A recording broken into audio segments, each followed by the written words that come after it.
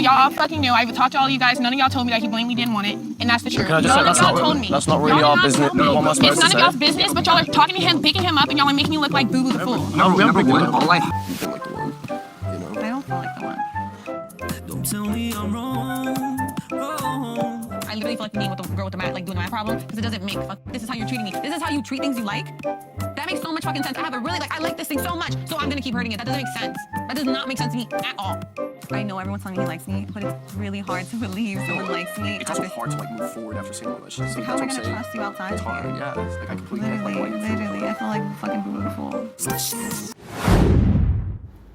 Do I look like Boo Boo the fool? You've heard it in the comments section, in the group chat, out of your mom's mouth 2 seconds before she caught you in a lie. It's the ultimate mic drop, a way of telling someone, I am not the one, don't play me. But here's the part nobody talks about. Boo Boo the fool isn't just a punchline. This phrase has a history that runs through 1950s cartoons, Latin and African folktale, a Puerto Rican trickster, and Black American slang, older than the internet itself. So sit back, because today we're finding out exactly who Boo Boo the fool really is. Let's start with what it actually means, because if you're under 25, you've probably used it without knowing where it comes from. Boo Boo the fool, in quotes, is a stand-in name for the single most gullible person alive. It isn't a real, specific character you can point to. It's a role, a title, the fool nobody wants to be. You use it 2 ways. Use case 1, admitting you got gut. For I drove 2 hours to meet her, wrong address the whole time. I felt like Boo Boo the fool. That's admitting you were played. And then use case 2, seeing right through the bullshit. She said she was busy, but posted a story with her ex at the same party. I gave her the biggest side eye. For real? That is knowing when to walk away. At its core, the phrase is about dignity, about refusing to be somebody's mark. And that idea, that's much older than any meme.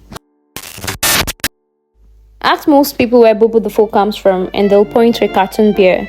Meet Boo Boo Bear.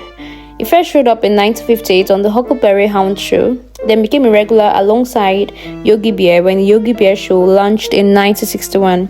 If you know Yogi, you know the setup. Yogi is a schemer, always plotting to swipe a picnic basket from the campers of Jellystone Park, and Boo Boo is his tiny bow-tie wearing sidekick. Now, here's the thing about Boo Boo. He knew the schemes were bad ideas. He'd say it out loud, Yogi, the ranger's not gonna like this. But he went along with it every single time. Every time. So he'd end up caught in the mess he tried to warn against. The voice of reason, who followed the fool anyway, which ironically made him look like the fool. That's the connection people latched onto. Somebody who's easily led, somebody who goes along with anything. A boo-boo. But, and this is very important, a lot of language experts think the cartoon is a coincidence, a convenient name to attach the phrase to, not the actual root, because the real story goes back further than 1958. A lot further. No wonder Melanie and Aniya used it a lot during Heartbreak movie night and afterwards. In 2011, a public radio show called A Way with Words dug into this exact question, and what they found is way more interesting than a picnic stealing beer. Start with the word bobo. In Spanish, bobo means fool or clown. Trace it back further and you land on the Latin word balbus, meaning stammerer, someone who stumbles over their words. Then there is a clown connection. Since at least the 1940s, Bobo has been one of the most common names for circus clowns in the English-speaking world.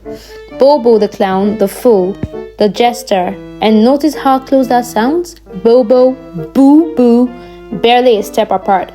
It gets richer. In Puerto Rican folklore, there is a beloved trickster character named Juan Bobo, literally John the Fool. A simple guy who takes everything too literally and bumbles his way through every story. A novelist even published a book about him back in 1955, and some researchers traced a thread all the way back to an African folktale about a fool, which matters because Bubu the Fool took root specifically in Black American communities. So picture all these streams flowing into one river: Latin, Spanish, circus clowns, Caribbean folklore, West African storytelling. The Fool is one of the oldest characters humans have. Every culture has one. Bubu the Fool is just the American version, carrying all that history in 3 little words. Now, for decades, this phrase lived where a lot of the best slang lives, in spoken word, passed down, especially as people describe it, a black mom proverb. The line your mother hits you with the second you try something slick. The written record starts catching up in the 2000s. In April 2003, someone posted a definition of Bubu the Fool to Urban Dictionary. And over the next decade, more and more definitions piled on, all saying roughly the same thing. Then came the moment a lot of millennials remember, the sitcom Everybody Hates Chris. Chris forges his dad's signature on a bad report card, thinks he'll get away with it, and his mom hits him with the line, "Boy, what do I look like? Bubu the Fool?" That's him put the phrase in the front of a huge audience. And then the internet did what the internet does. Around the mid-2010s, Bubu the Fool became a full-blown meme format. A photo, a reaction, GIF, usually with clown music playing underneath. The perfect caption for anyone who got publicly hilariously played. That's the leap that keeps slang alive today. Spoken tradition to Urban Dictionary to television to meme. Each step introduced it to a brand new audience that made it their own. So why does this phrase still land in 2020s when the cartoon it's supposedly named after is over 60 years old? Because it does something clever. Most insults attack the other person. You're an idiot, you're a clown. Bubu the Fool flips it. When you say, "Do I look like Bubu the Fool?" you're not really insulting them, you're defending yourself. You're announcing that you see the con and you're too sharp to fall for it. That's your universal feeling. Nobody, absolutely no one wants to be somebody's Mac. Everyone knows the specific sting of being taken for a fool, and this phrase gives that feeling a name and a face. It's also just fun to say. It's got rhythm, Bubu, the Fool. It carries a wink of humor, even when you are dead serious, and it belongs to a rich tradition of Black American slang that has always shaped how the entire English-speaking world actually talks. That's the real reason it survives. It's not about a beer, it's about a feeling as old as people trying to trick each other and everybody else refusing to fall for it. So the next time someone tries to run game on you and you hit them with, "Do I look like Bubu the Fool?" remember, you're saying something with real history, a phrase that traveled through Latin, through folklore, through Black American kitchens and comment sections all the way to your mouth. Bubu the Fool is the oldest character in the book, the one who falls for anything, and now you know the whole story, which means the one thing you will never be is him.